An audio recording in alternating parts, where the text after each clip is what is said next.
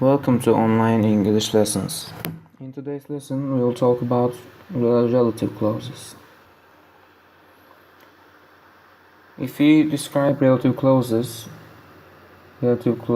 define nouns, what relative pronouns are and when to use them and when not to use them. You will learn to distinguish between the relative pronouns that and what. You will discover what refers to the known and the unknown and how relative clauses provide information about what belongs to people. After completing this course, you'll be able to define relationship relative clauses have with nouns, list the common relative pronouns and provide examples of their use, explain why we use who, that for people and that which for things, relate why we do not use pronouns in relative clauses, summarize why the relative pronoun what, like that, and which means the thing we are talking about. Justify when we use that instead of what in relative clauses and explain the use of whom and where. Analyze who and that as subject and object. State when who, that, which is the object of the verb in a sentence. Introduction: who, that. Relative clauses are parts of a sentence that are used to define or identify the noun that precedes them. Relative clauses start with relative pronouns such as who, whose, that, which, where, when. The guy who cooks is studying gastronomy, for example. We can use that for people instead of who in some cases, but not in all cases, like the second example above. We may choose not to use who.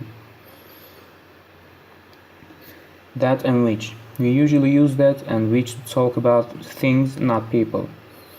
Where is the picture that you drew yesterday? In this sentence, we can see that we're using that for things, not people. He works for a company which produces medicines, for example. Here comes an important note. In relative clauses, we do not use personal pronouns like I, he, she, it, etc. If you compare the sentences below, our neighbor works as a barber. He has 6 cats. Our neighbor who has 6 cats works as a barber. As we can see, there's no pronoun. What instead of that? What, like that, and which means the thing we are talking about. Compare that and what. That. The accident that happened was tragic. What happened was tragic. However, sometimes we cannot use what. We have to use that. Everything that we bought was good value. Everything what we bought. So, let's keep going. Subject. So, examples below. Who and that is the subject in the sentence. Subject is the man. Notice we can use who or that for a person. The man who lives next door is a pilot. The man that lives next door is a pilot. Both are the same thing. Object. Sometimes who, that, which is the object of a verb in a sentence. The doctor who I want to see was not working. In this case, who is the object and I is the subject. Leaving out who, that, which.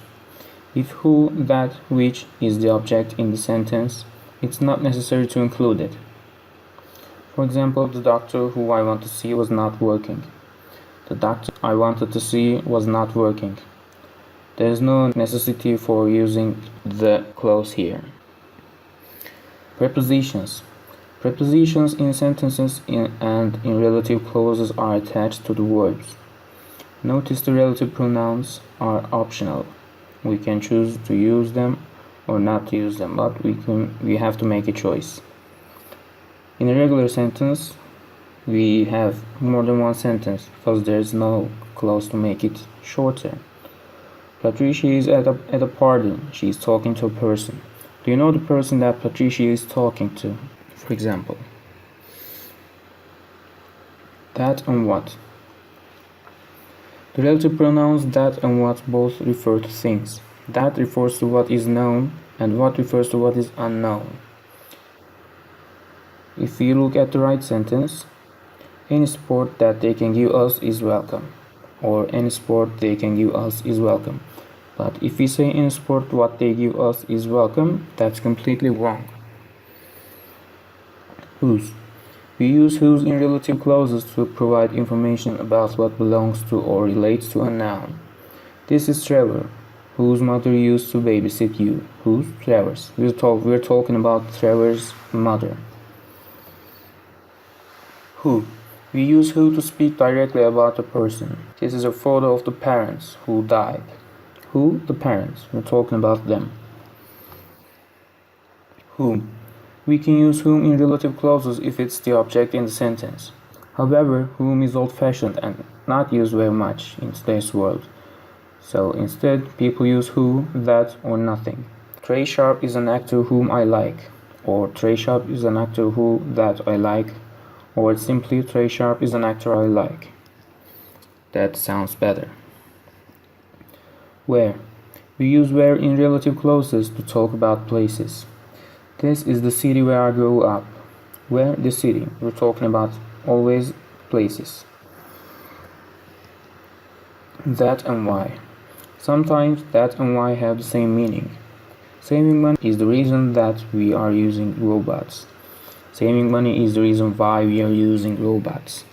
Why is used for reasons, but that has a wide range of usage, so it may mean the same thing with many clauses. Relative clause types. Type 1. Type 1 gives us important information about a noun. Type 2 gives us non-important information about a noun. We will look at them shortly. In both types, we use the pronouns who for people, which for things, and whose and where.